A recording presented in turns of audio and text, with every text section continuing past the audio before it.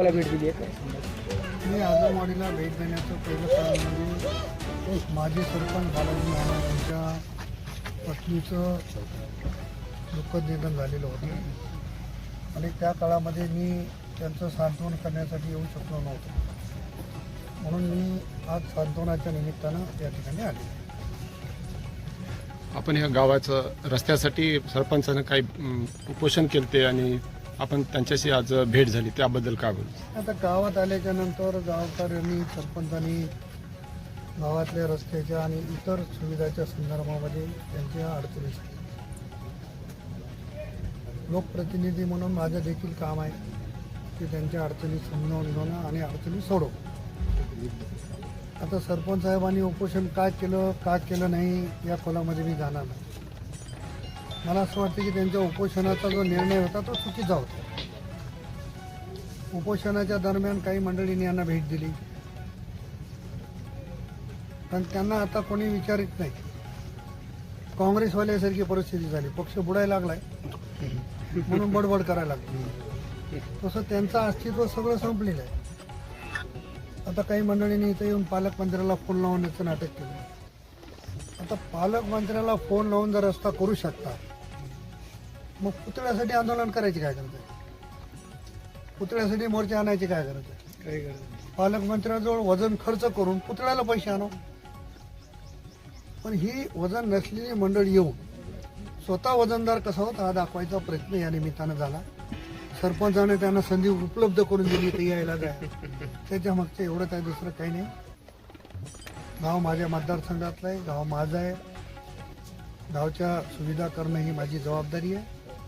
त्याच्यामुळं मी सगळ्या समस्या जाणून घेतल्या आणि एक एक समस्या सोडवण्यासाठीचा शब्द मी गावकऱ्याला दिला. मी जेव्हा एखादी गोष्ट सांगतो ती गोष्ट करतो असं माझं स्वतःचं मत आहे. मी माझ्या आयुष्यात कधी खोटं पत्र द्यायचं काम करत नाही, खोटं आश्वासन देत नाही. त्याच्यामुळं 2004 पासून विधानसभेच्या माध्यमातून टिकून आहे, 92 पासून अनेक राजकारणामध्ये टिकून आहे. त्याचं एकच कारण आहे की आपला आमदार बोललेलं खरं बोलतो हा विश्वास लोकांमध्ये आहे. आणि ते करण्याचं काम मी केले. सरपंचांनी आणि सगळ्या मंडळींनी ज्या ज्या गोष्टी मला सांगितल्या त्या करण्याचा माझा निश्चितपणाने प्रयत्न राहील.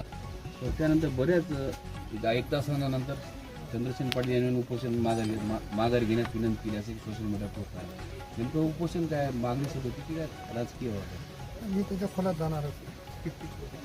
सर, तरुण मंडळी थोडं आपण नेहमी बोलता की उपोषण नको, मोर्चा नको, म्हणजे प्राधान्य देत नाही आपण. तर त्या हिशोबानं काय देणार की हल्ली तरुण पाहतो की उपोषण करणार करू नये असं नाही. लोकशाहीमध्ये उपोषणही पाहिजे, मोर्चाही पाहिजे. पण लोकप्रतिनिधी जर करत नाही म्हणला तर तो मार्ग.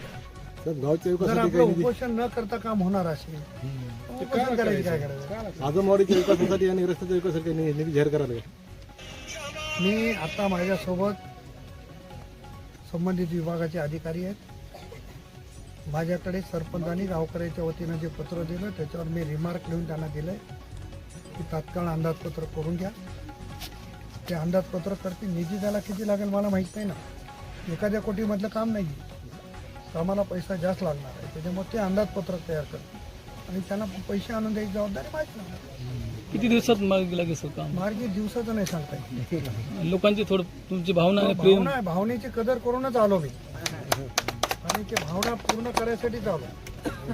दिवसाचं मोजमाप त्याला नाही लागू पडत.